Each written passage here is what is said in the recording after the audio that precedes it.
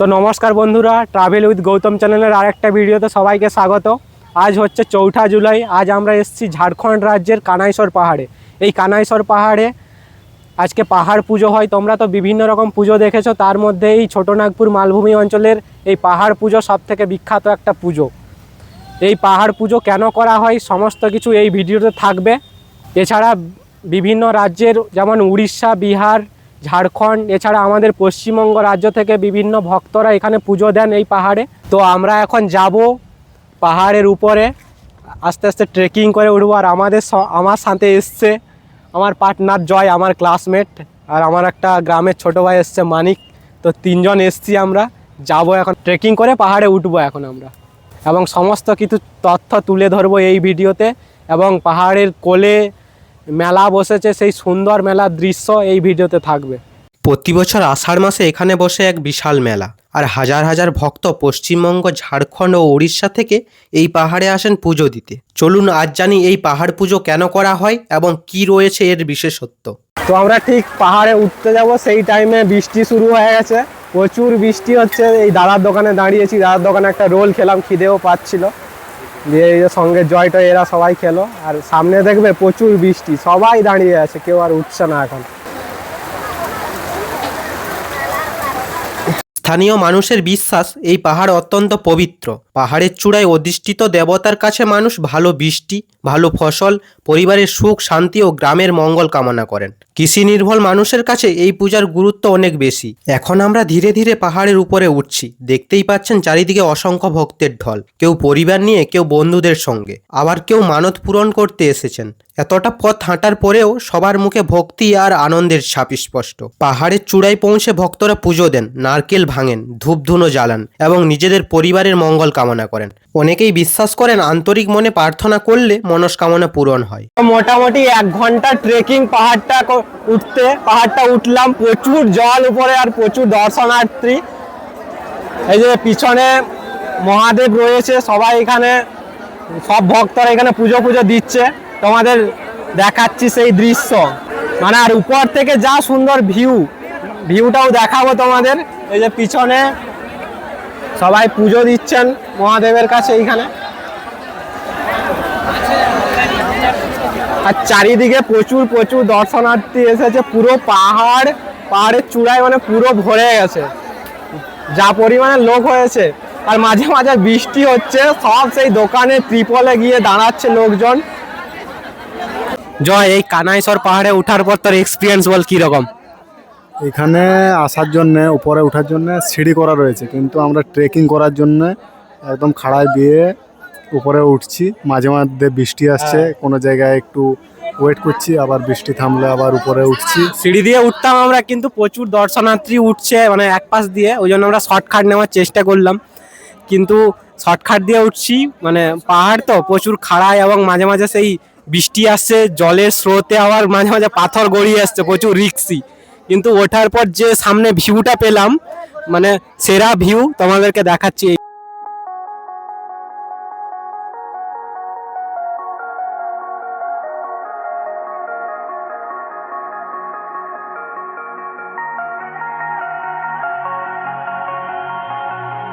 আবার এইখান থেকে নিচের সেই গ্রাম্য পরিবেশটা দেখা যাচ্ছে, সারিবদ্ধভাবে গ্রামের যে ছোট ছোট ঘর, মাটির ঘর, ওইগুলো দেখা যাচ্ছে। ওই জিনিসটা দেখতে আরো সুন্দর লাগছে।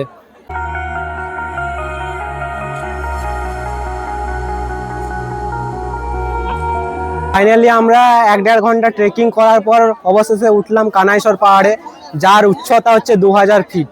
তো এই কানাইসর পাহাড়ে উঠতে কষ্ট হলে উপরে এসে তোমার সেই কষ্ট পুরো দূর হয়ে যাবে। এইখান থেকে ভিউ অসাধারণ, নিচের ভিউ। আর ছেলে পেলে চারিদিকে এই পাহাড়ের চূড়ায় উঠে ফটো তুলছে। এখান থেকে জায়গাটা একটু রিস্কি, কিন্তু মোটামুটি রিস্কি হলেও ছেলেবেলা মানছে না। তো পাহাড়ের চূড়ায় এসে একটা খারাপ জিনিস লাগলো, মানে কিছু ছেলে পেলে মদ খাচ্ছে এবং কাঁচের বোতল এই পাহাড়ের মধ্যেই ফেলে দিয়ে ভেঙে দিয়ে চলে যাচ্ছে। এটা কিন্তু না করাই ভালো আমি বলবো। পাহাড়ের চারপাশের প্রাকৃতিক সৌন্দর্যও অসাধারণ। সবুজ জঙ্গল, পাহাড়ি পরিবেশ আর উৎসবের আবহ সব মিলিয়ে এই জায়গা সত্যি মন ভরিয়ে দেয়। তাই প্রতি বছর অসংখ্য পর্যটক এখানে ঘুরতেও আসেন। তবে একটা কথা অবশ্যই মনে রাখবেন, এখানে এসে প্রকৃতি পরিষ্কার রাখা আপনাদের সকলের দায়িত্ব।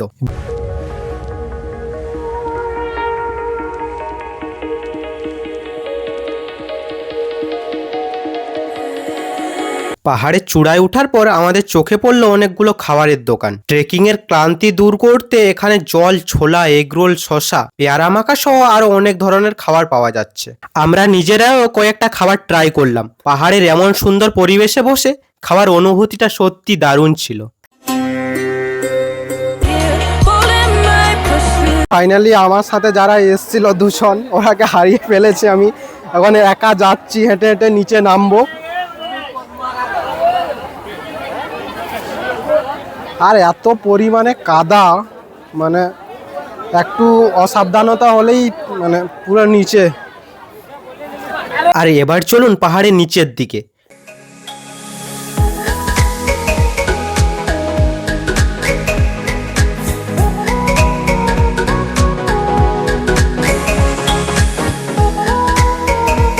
তো এখন একা নামছি। জয় আর মানিক এসছিল, ওরাকে হারিয়ে ফেলেছি।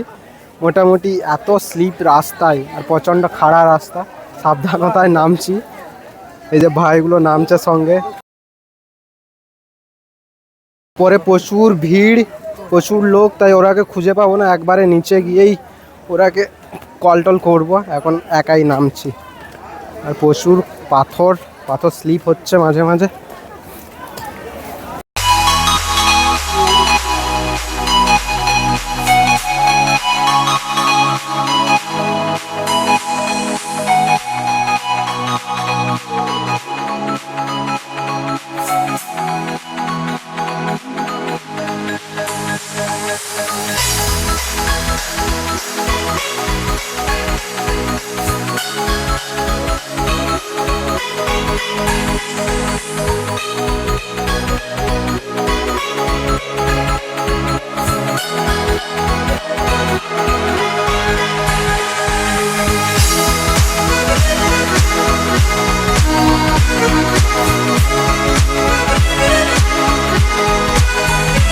তো ফাইনালি অনেক কষ্টের পর নামলাম।